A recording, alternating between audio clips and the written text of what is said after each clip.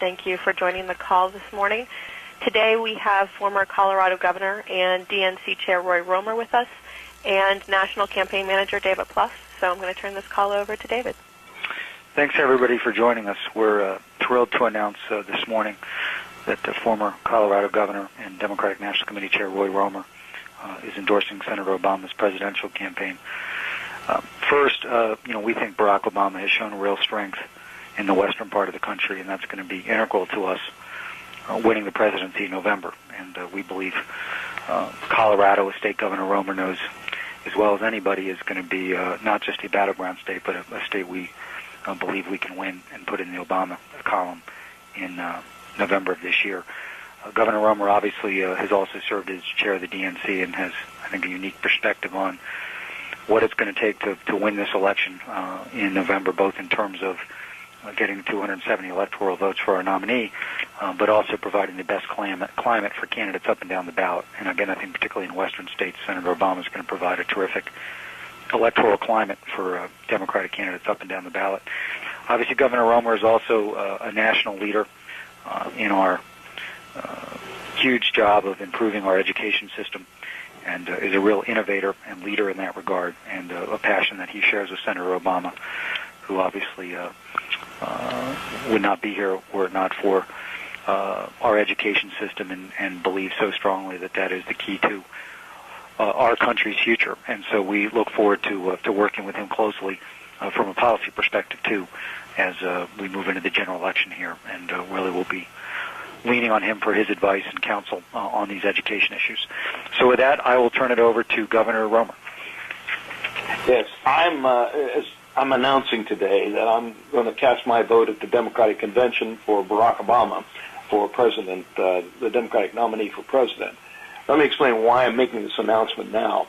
Colorado has a state convention this next Saturday, and I was in the state last weekend, and it was obvious that it would be helpful if I made my position known. A lot of people in the party are ready to close down the primary and get on with the general election. We've got decisions to make about Florida, Michigan, and the more everybody knows about where the superdelegates are, the better decisions we're going to make. So I decided when I came back from that trip this weekend to make my announcement today. I called up the Obama campaign, and they helped arrange this conference call. Let me say, this has been a very vigorous primary, and Senator Clinton has been a very strong and formidable candidate. She's a strong friend, a personal friend, but the math is controlling. This race, I believe, is over. Senator Obama has accumulated a lead in delegates chosen by primaries, caucuses, and superdelegates that cannot be overcome. And I believe, therefore, that it is the time for the party to unify, to get beyond the primary season, and begin the general election. I think Senator Obama offers a very strong leadership based on hope and change that's struck a deep chord in the American hearts and mind. I think that the West is obviously ripe for his candidacy. My own state in the primaries supported Obama over Senator Clinton 67-32. I think this is indicative of the receptivity in the West for this kind of a leader. And therefore, because of the kind of new depth that he has brought to the discussion of very fundamental issues in this country, of education, of health care, of the economy, of national security, I'm endorsing him, and I just want to make myself available for any questions you have. Operator, we'll take questions.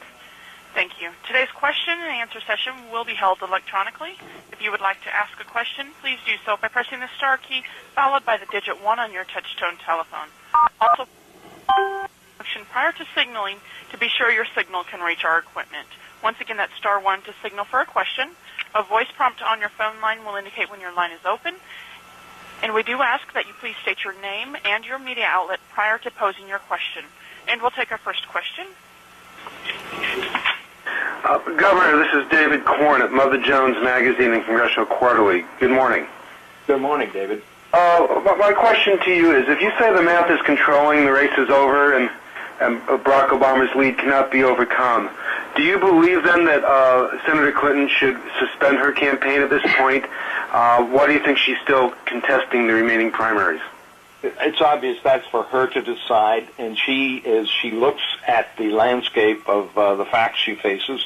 The delegate count is a very important fact, and I think the more clarity that we can give those of us who are superdelegates, and the sooner we can make it clear, I think it will help her in whatever decision that she will make. But that's a decision she has to make. I understand. I have been a candidate 5 times plus, and you get invested in campaign. You believe in it. It's hard to get off that course. But that's a decision she needs to make, and the more information she has about where superdelegates are, I think it'll help her in that decision. And we'll take our next question from Governor, this is Andrea Mitchell from NBC. Do you have any concerns, Governor, that there will be a perception that she is being driven from the race, that pressured by the campaign and by superdelegates such as you, especially someone who's a former Democratic chairman, and that this will make it harder to unify the party coming down the road?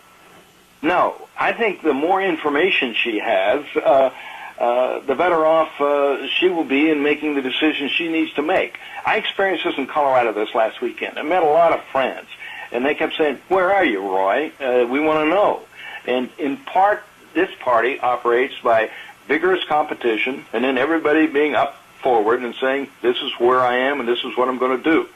And I think I and many other superdelegates ought to make known where they are. Then Senator Clinton can make her own decision as to how she conducts the rest of her time and campaign. She's a very strong asset to this party. She's going to continue to be a very strong leader. But this decision is entirely hers to make. I just think my decision is not forcing her, or obviously. It's giving her information, and I think she can use as she proceeds on down the road. And we'll take our next question from. Hi there, this is Michael Saul with the Daily News in New York, and my question is for David. I know you've said recently that after Oregon you expect Senator Obama to have a majority of the pledged delegates. I was hoping you can clarify, is he planning to declare victory at that point, or are you waiting until you reach the magic number of 2025? No, we're definitely not going to declare victory. We think it's an important moment in the campaign because we will have achieved a majority of pledged delegates, and that is under our rules, kind of the clearest expression of the will of the voters. But no, we still have 3 contests after that, and obviously we have to get to 2025. As of right now, we're only 147 delegates away from 2025. So, we're going to keep making the case to superdelegates every day and try and whittle that number further down. We're obviously going to accumulate some pledged delegates in the remaining contests. So, no, we obviously are have staff in the remaining states. Senator Obama will be in South Dakota on Friday, so we're going to continue to execute the calendar. But we do see, now that the number's down to 147, you're beginning to get to a very achievable number. And so we think May 20th is important because a lot of superdelegates have said that they believed the person who wins the most pledged delegates should be the nominee. And so we do think that's an important moment. And we'll reach that milestone on May 20th. But, we still have 3 primaries after that, and we'll still have superdelegates to attract. And we'll take our next question from. Yeah, hi, it's Gordon Trowbridge from the Detroit News. Governor, you mentioned Michigan and Florida in your opening comments. I wonder if you could tell us how concerned are you about the situation that the party finds itself in those 2 states, and if you have any suggestions to the campaign or to the folks in those 2 states about how to resolve it. Yes, Gordon, I've thought a lot about it. First, I was chair of the party. The party has to set rules. And the party has to have some control over the timing of primary races.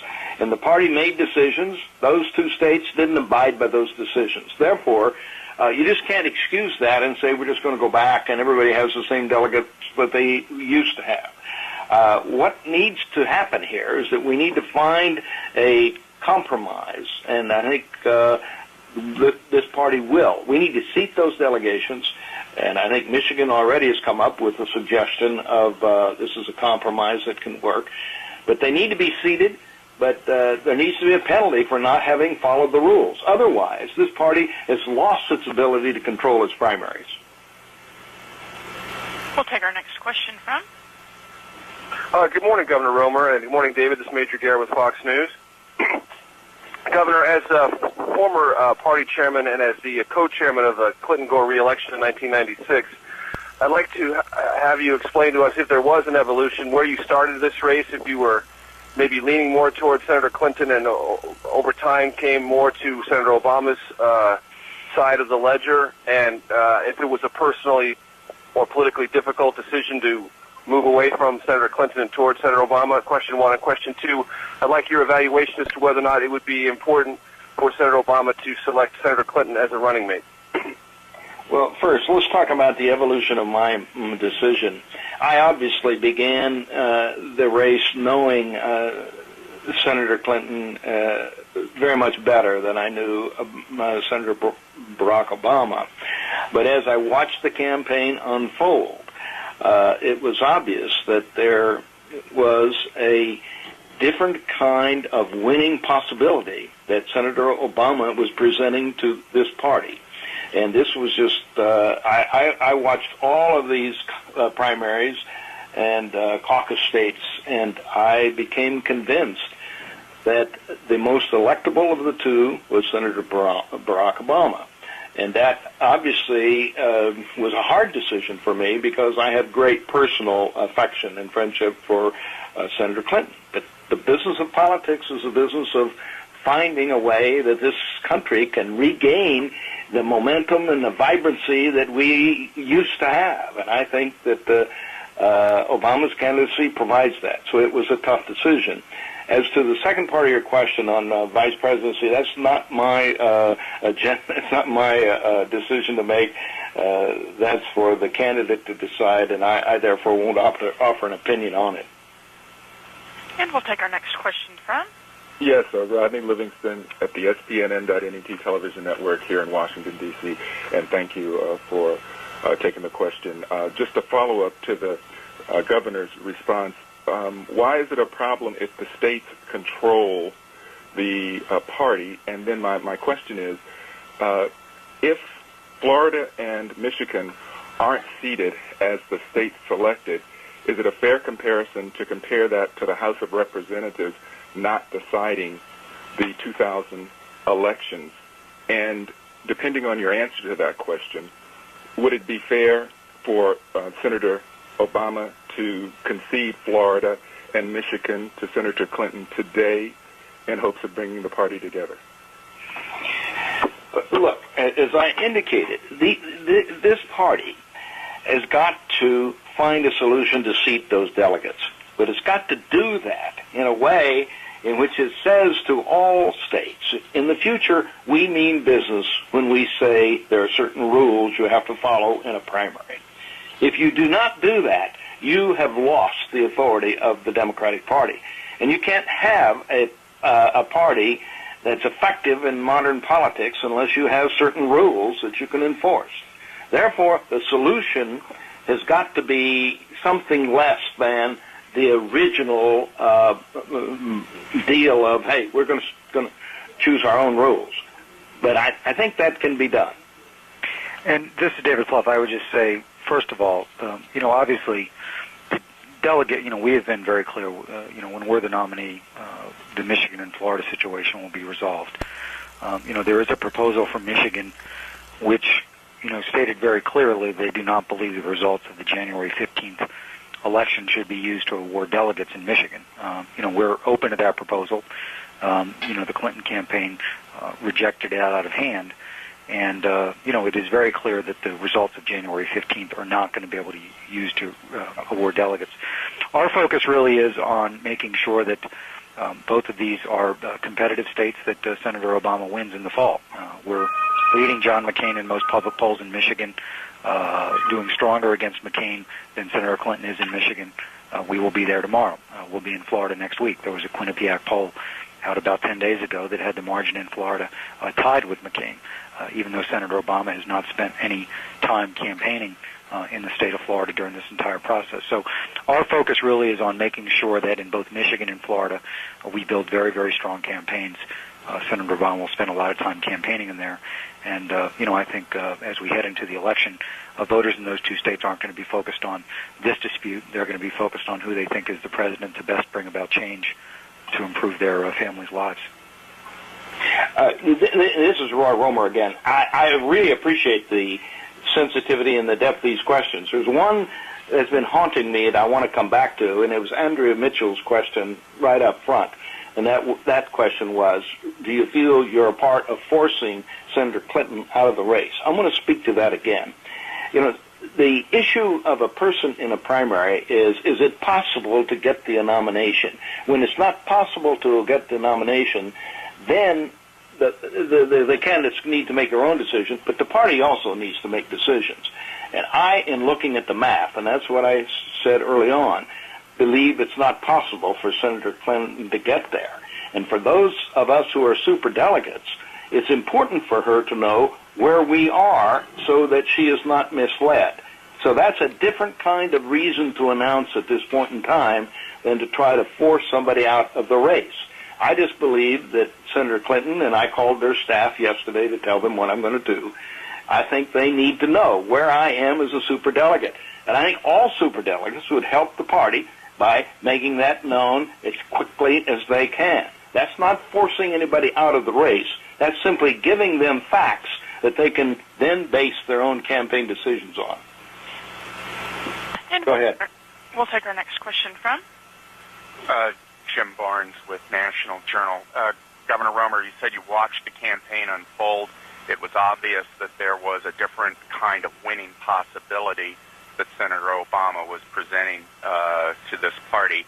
Are you at all concerned that Senator Obama has kind of won this nomination, some might say, to be sure, fair and square, but has won this nomination, on the back of victories in red states? And, for instance, there are some 16 states that the Democrats haven't carried at all in the last 4 elections.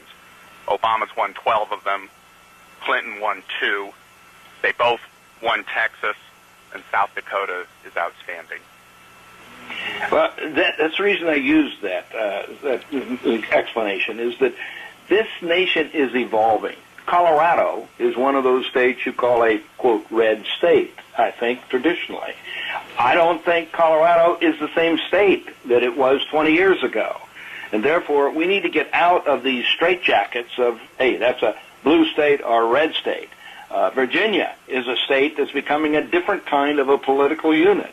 And I think that we need to be open for that candidate who can appeal to the evolving nature of the United States politics. And I think that my choice was, I think Senator Obama obviously has the best possibility of providing us a candidate who can win in November and lead in a very effective way. That's my reason.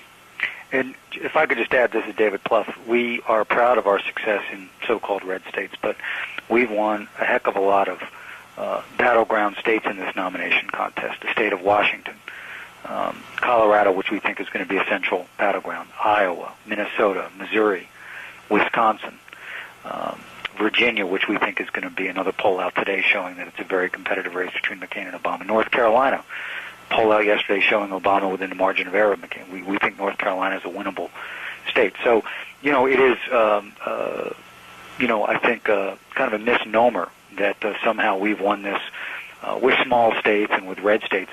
We've won in every part of the country. We've won big states, we've won small states, and we've won a lot of battleground states. And Wisconsin and Iowa were the two closest states in the 2004 election. And we think right now we have a strong possibility to carry them both against John McCain. So we think that we've shown real strength in every part of the country. And again, I think, we started out talking about the West. I think, you look at Washington and Oregon, we win them comfortably against McCain. Colorado definitely in play, doing very well in Nevada and New Mexico. We think both Montana and North Dakota could be competitive in the fall. So we think it opens up a whole number of states and is going to force McCain to play on a very, very wide playing field and playing a lot more defense than will be. We'll take our next question from caller. Your line is open. Please check your mute function. Hi, Governor. This is Jessica Yellen from CNN. Thanks for doing this. You said earlier that it's time for the party to unify, and I just wanted to hit on this again. Do you believe then if Senator Clinton stays in, she's hurting the party's chances of reclaiming the White House? Now, I think that this campaign has been helpful for the Democratic Party. It's got out a whole lot of new voters. I think it's been a healthy experience. But there is a time that we need to end it and to direct ourselves to the general election. I think that time is now. I don't think that, we all see at the end of the primaries that it's just 3 weeks away. And I think that she'll make a decision sometime, maybe at the end of that period of time. But at some point in time, all of us have got to say, where are the numbers? What are the math? And when the delegate position is very clear and it's not reversible, then I think we need to get on with planning for the general election. We want to win that, and we ought not continue the inter-party discussion any longer than necessary. We have time for one more question. Your line is open. Hello, Governor Romer. Yes. Okay. Hi, this is Eric Kleefeld with Talking Points Memo. And I have a question. This could be either for Governor Romer or for David. You were talking about pledged delegates. Does the campaign have any comment on the pledged delegate for Senator Clinton, who has announced he'll support Senator Obama, Jack B. Johnson of Maryland? Well, this is David Plouffe. Your line is now muted.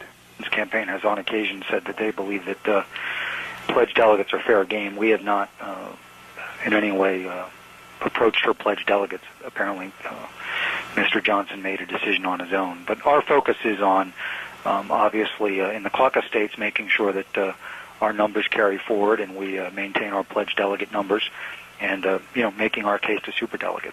And we certainly do not have any kind of effort to convince any of her pledged delegates in the primaries to switch. Apparently, this gentleman made an announcement on his own. But our focus, as I mentioned earlier, we are now only 147 delegates away from the nomination, and we're obviously going to, in these remaining contests, pick up a healthy share. So our superdelegate number is really coming down to a very manageable number, and we're going to, keep making the case every day to superdelegates about why Senator Obama should be the nominee. And I think that, we're pleased with the progress we made in it wasn't too long ago where we were facing a superdelegate deficit of over 100, and we've made steady progress there.